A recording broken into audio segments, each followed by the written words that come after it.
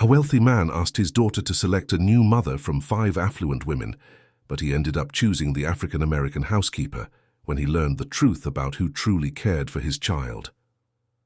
"This woman has no business being in the same space as us," Victoria Ashworth murmured to the other contenders as she observed Keisha Williams quietly sweeping up the broken crystal pieces on the marble floors of the Blackwood estate. The glass had been inadvertently shattered during lunch by the 5 high society women vying to become the next wife of millionaire widower David Blackwood.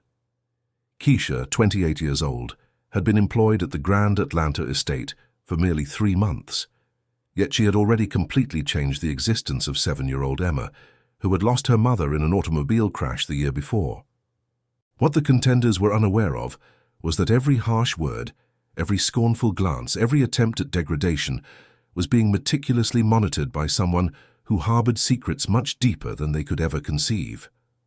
"Papa, why are those ladies treating Keisha so badly?" Emma inquired that morning, concealed behind David's office entrance. His daughter's pure question resonated in the businessman's thoughts as he observed through the security monitors. Keisha being degraded by the 5 contenders who had arrived 2 weeks prior to take part in his matrimonial contest.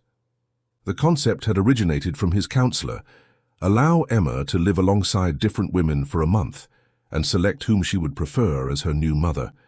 David had meticulously chosen 5 women from elite society: a legal professional, a physician, a businesswoman, a socialite, and an architect. All Caucasian, all wealthy, all appearing flawless on documentation. However, from the first day, something troubling began to unfold. The 5 women, headed by the ruthless Victoria Ashworth, inheritor of an oil empire, had waged a quiet battle against Keisha, not because she posed a danger, after all, she was merely the housekeeper, but because Emma obviously favored spending time with her over any of the contestants. "That child must understand social ranking from an early age," proclaimed Priscilla Montgomery, the attorney, during a dinner gathering they believed they were attending privately. "It's crucial that she comprehends who the suitable people are for her social position." What they were ignorant of was that David had placed recording devices throughout the residence after observing unusual shifts in Emma's conduct. The child, who was finally beginning to smile once more, had returned to experiencing nightmares and panic episodes. Keisha, who possessed a degree in education but was employed as a cleaner to support her ailing mother, never anticipated that her natural compassion toward Emma would provoke such malice. Every morning, while preparing breakfast, she heard venomous remarks about individuals who don't recognize their position and unsuitable influences for children from respectable families. But there was something none of the 5 contestants perceived. In Keisha's gaze shone a quiet resolve, shaped by years of confronting prejudices far more severe than these. And when she lowered her head before insults, it wasn't in surrender.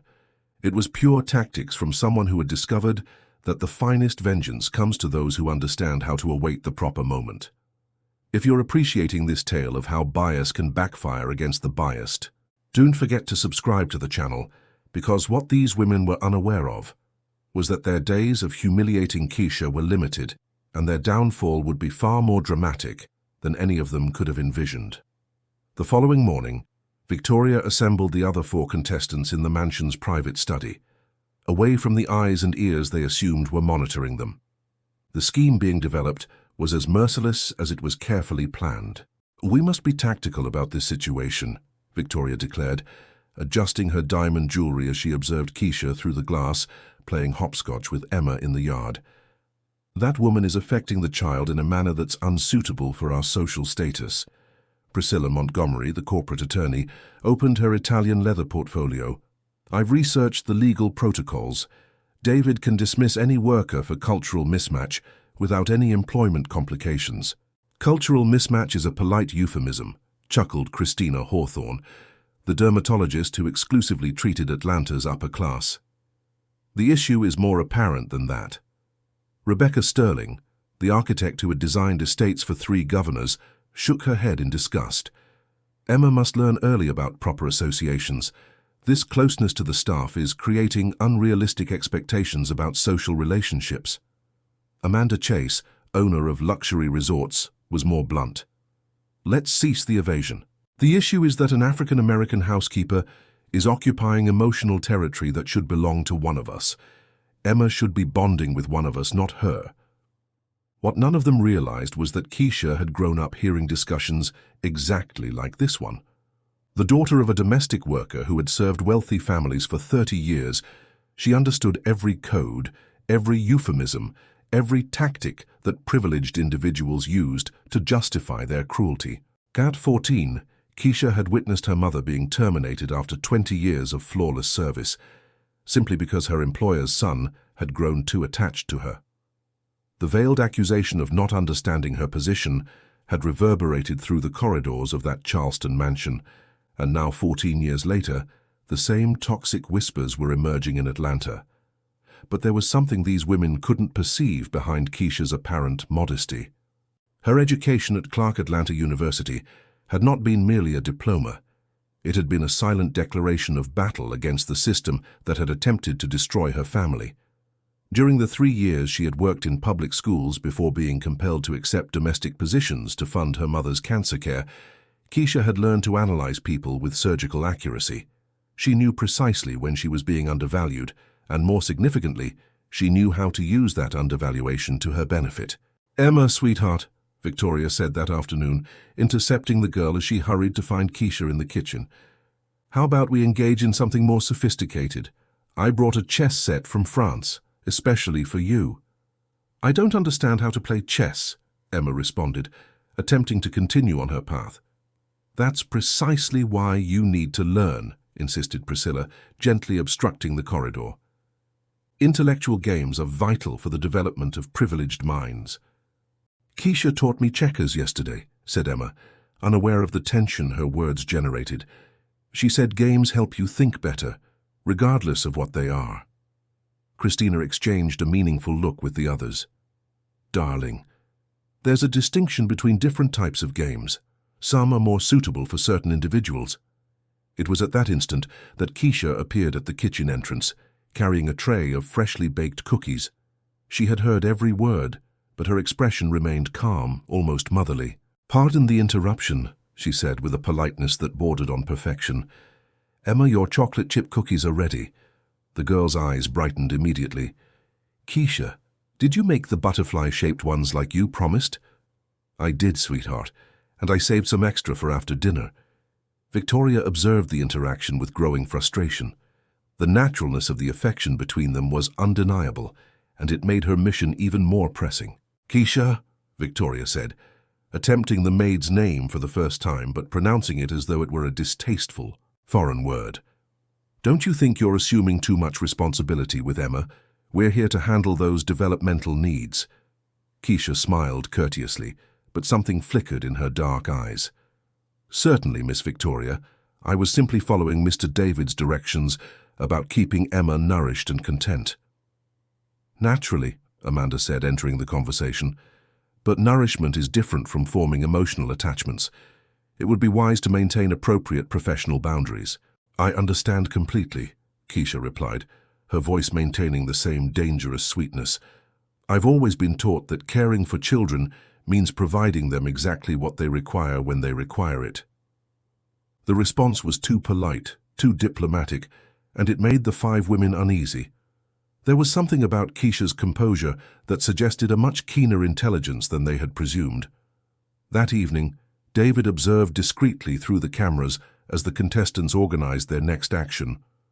They had decided to document every one of Keisha's violations, creating a file of inappropriate conduct to present to him.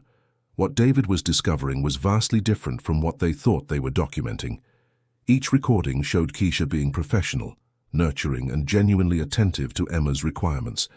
In contrast, it showed 5 grown women visibly disturbed by a natural affection between a child and her caregiver.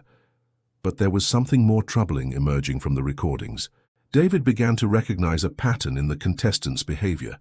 Small acts of sabotage, calculated remarks designed to undermine Emma's confidence in Keisha, subtle attempts to create situations where she would appear incompetent. "Daddy," Emma said that evening during dinner, "why don't the ladies like Keisha?" The question struck the table like a silent explosion. The 5 contestants froze with their utensils mid-air. "What kind of question is that, sweetie?" Victoria said, forcing a maternal smile. "We appreciate all the staff." "That's not accurate," Emma replied with the brutal honesty of children. "I heard you say she didn't understand her place." David felt the blood drain from his face. "Emma, where did you hear that?" "In the library this morning they were discussing making Keisha leave." The silence that followed was overwhelming. 5 intelligent, articulate women suddenly found themselves without words, for a 7-year-old child had exposed their conspiracy with the precision of an experienced prosecutor. "Emma, you must have misheard," Priscilla said quickly. "Adult conversations sometimes sound different to children's ears." But David was studying the expressions around the table, and every face confirmed that Emma had understood perfectly. Worse, he was beginning to realize that his daughter wasn't the only one who had been underestimated in this house. Each new humiliation, every attempt to diminish Keisha, only strengthened something within her that her oppressors couldn't see. A silent strength fueled by the very injustice they tried to impose, built on years of resistance that had begun long before she stepped foot in that mansion, and which now grew with the certainty of someone who knows that the best revenge is to let your enemies destroy themselves with their own arrogance. On Wednesday morning, Keisha awoke 2 hours earlier than usual and contacted her older sister, Diane, in Washington, D.C. The conversation took place in whispers in the small room she occupied in the mansion's wing. "Diane, I need you to do something for me," Keisha said, looking out the window at the still dark lights of the main house. "Remember those connections you made when you worked at the Department of Education?" Diane Williams Johnson, a graduate of Howard University with a degree in investigative journalism and currently a producer at CNN, immediately sensed the tension in her sister's voice. "Keisha, what's happening? You never call me at this hour. I'm being targeted by 5 wealthy women who want to remove me from here, and I need weapons to defend myself." For the next 20 minutes, Keisha methodically detailed every humiliation, every racist comment disguised as social concern, every attempt at sabotage. Diane listened quietly, her journalistic experience immediately recognizing the patterns of systemic discrimination she had investigated for years. "Keisha, are you certain you want to engage in this battle? These women have resources and connections." "Diane, our mother worked 30 years being humiliated by people like this. I'm not going to repeat her story. Not when I have Emma to protect." The mention of Emma made Diane understand the seriousness of the situation. She knew her sister had developed a genuine maternal connection with the child, something that had flourished naturally after years of working with traumatized children in public schools. "All right, give me their complete names and 48 hours. I'll discover everything you need to know." Meanwhile, David intensified his own silent investigation. He had quietly hired a private investigator, Marcus Thompson, who specialized in background checks on the social elite. What he was uncovering about his 5 contestants was disturbing. Victoria Ashworth had been removed from 2 charitable organizations for financial irregularities that had been covered up by her family's wealth. Priscilla Montgomery had a history of employment lawsuits filed by workers alleging harassment and racial discrimination. Christina Hawthorne had lost her medical license in 2 states before settling in Georgia.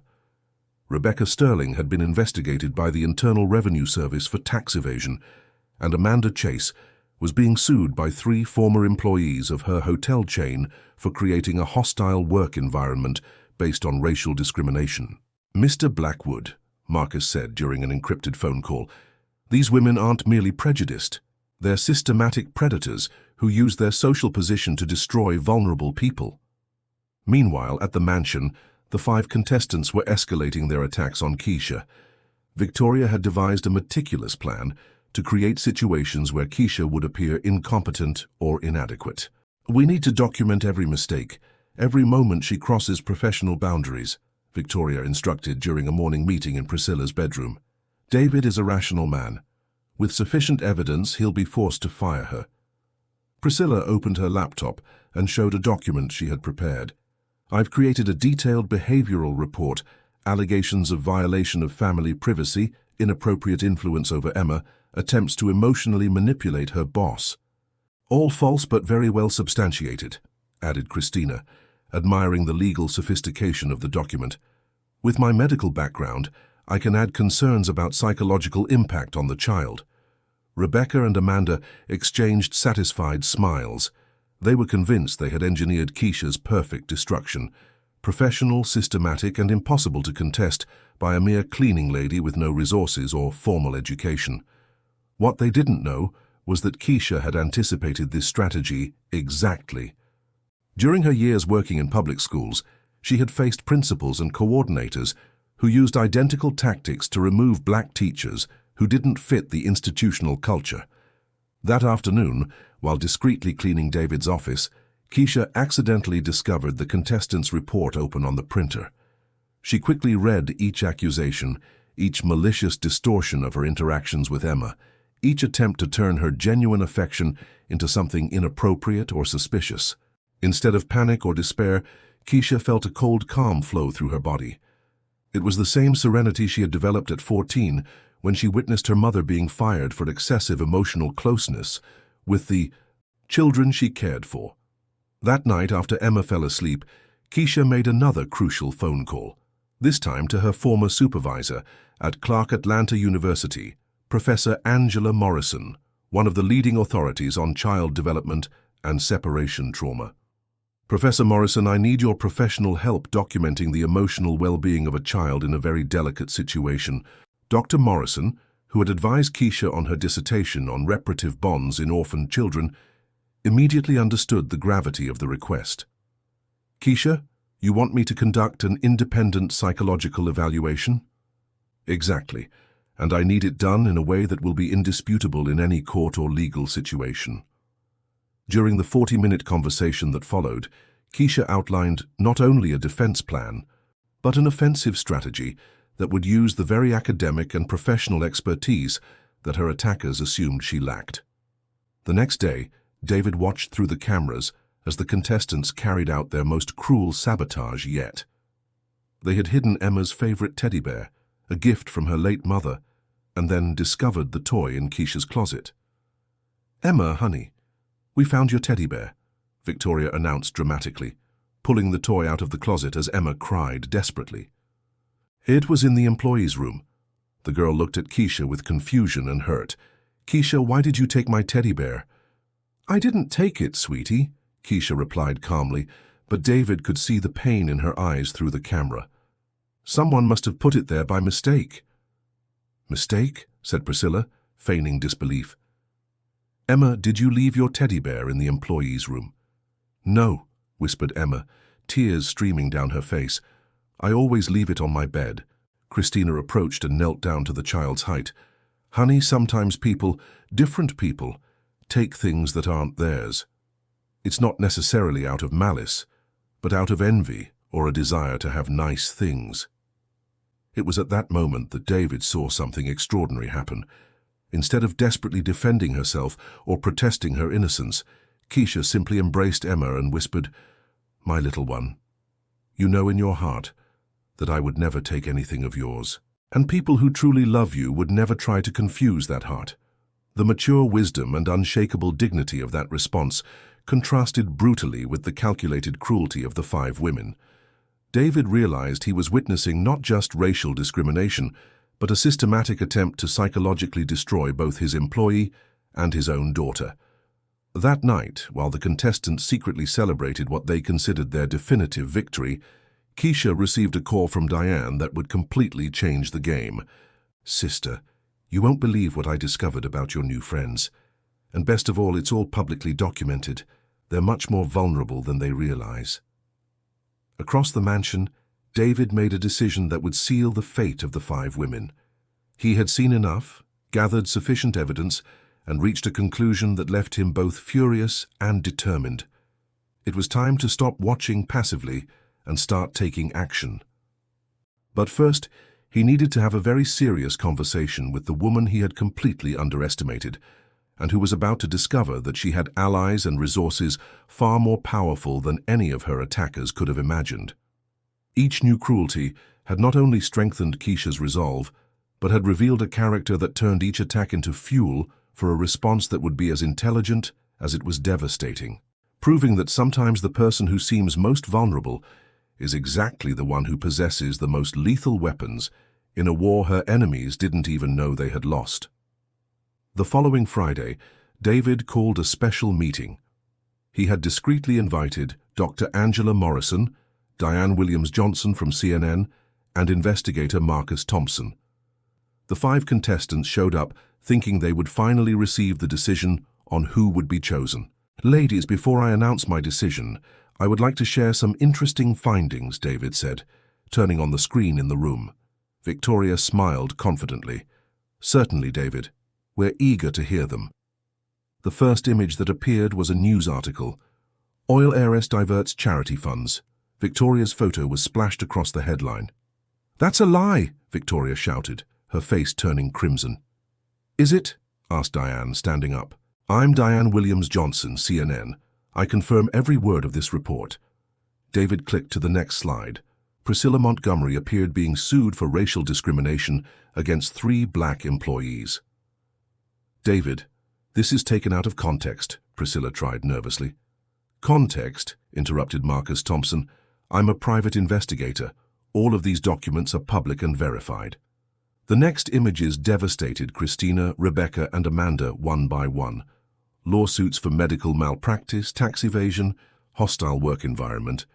"You are all systematic predators," David said coldly, "and I have documented every attack you have made against Keisha." He played the recordings.